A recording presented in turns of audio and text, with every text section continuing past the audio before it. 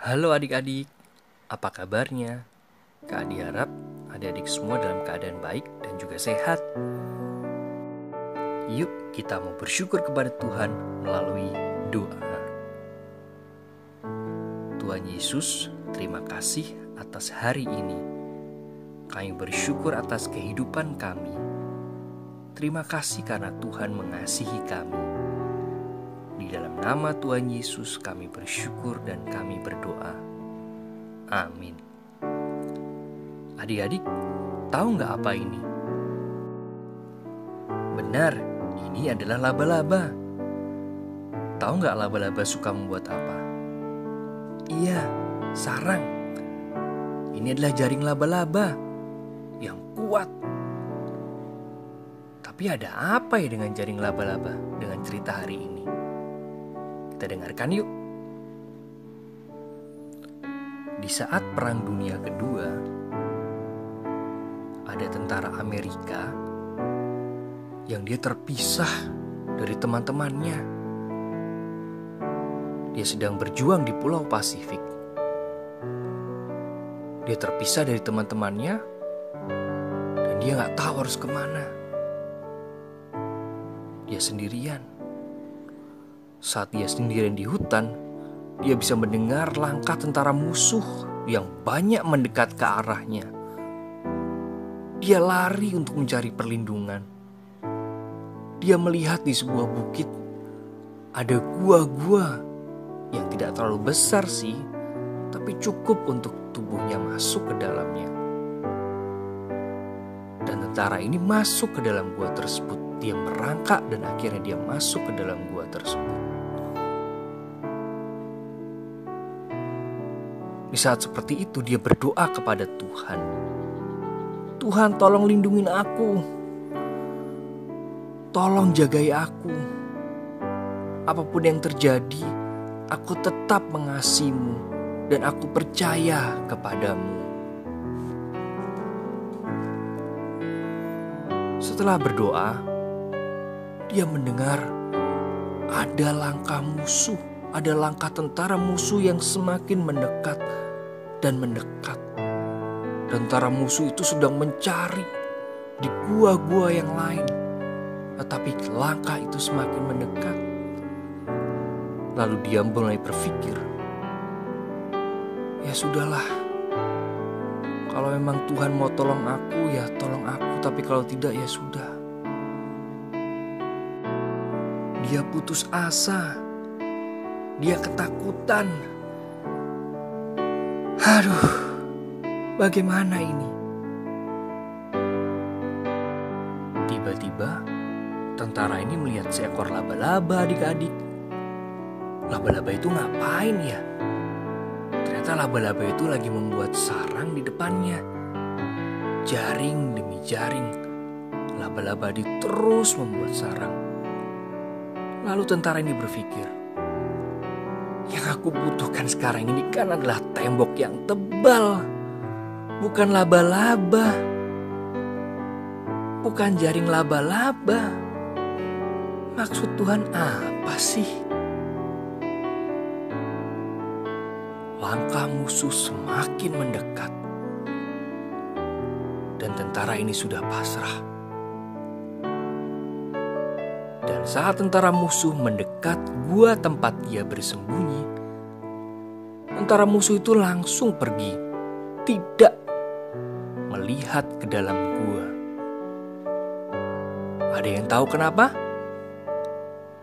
Benar. Ternyata karena sarang laba-laba itu, karena jaring laba-laba itu. Loh memangnya kenapa? Ya karena tentara musuh berpikir, kalau ada jaring laba-laba, mana mungkin ada orang.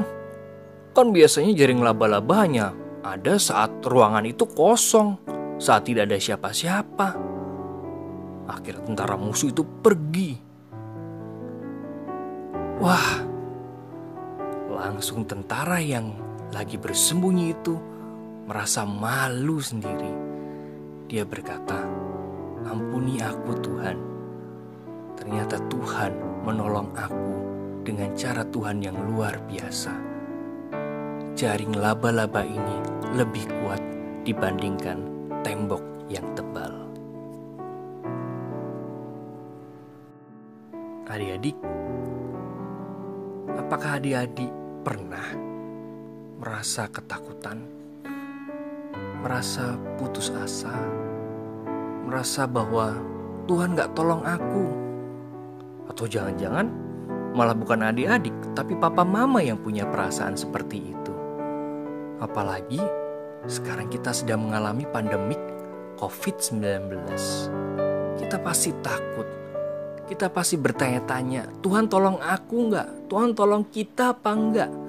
Gimana caranya Tuhan menolong kita supaya kita terbebas dari virus COVID-19?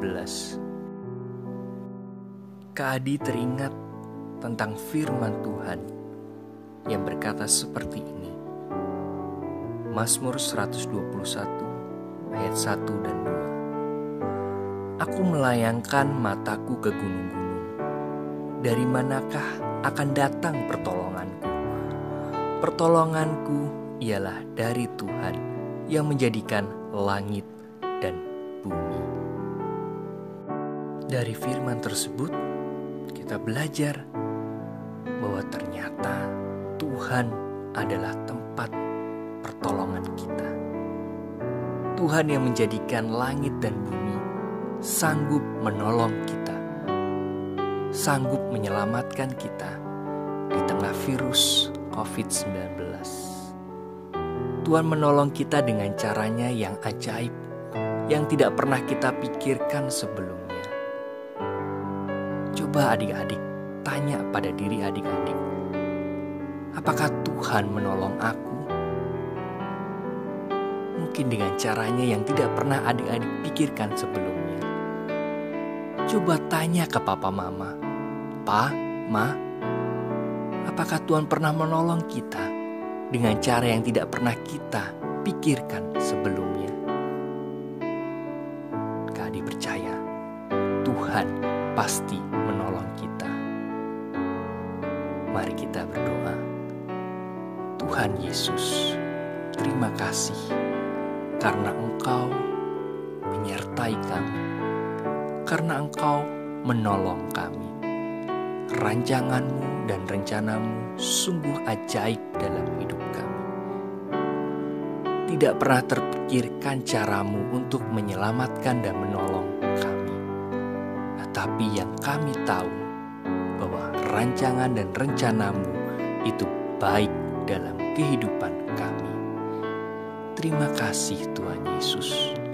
Kami berdoa, memohon, dan menyerahkan hidup kami di dalam tangan kasih Tuhan. Amin. Waktu Tuhan pasti yang terbaik, walau kadang tak mudah dimengerti. Lewati cobaan, ku tetap percaya waktu Tuhan pasti yang terbaik.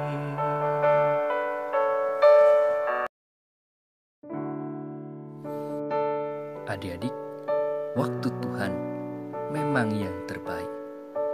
Pertolongan Tuhan di dalam kehidupan kita selalu tepat waktunya.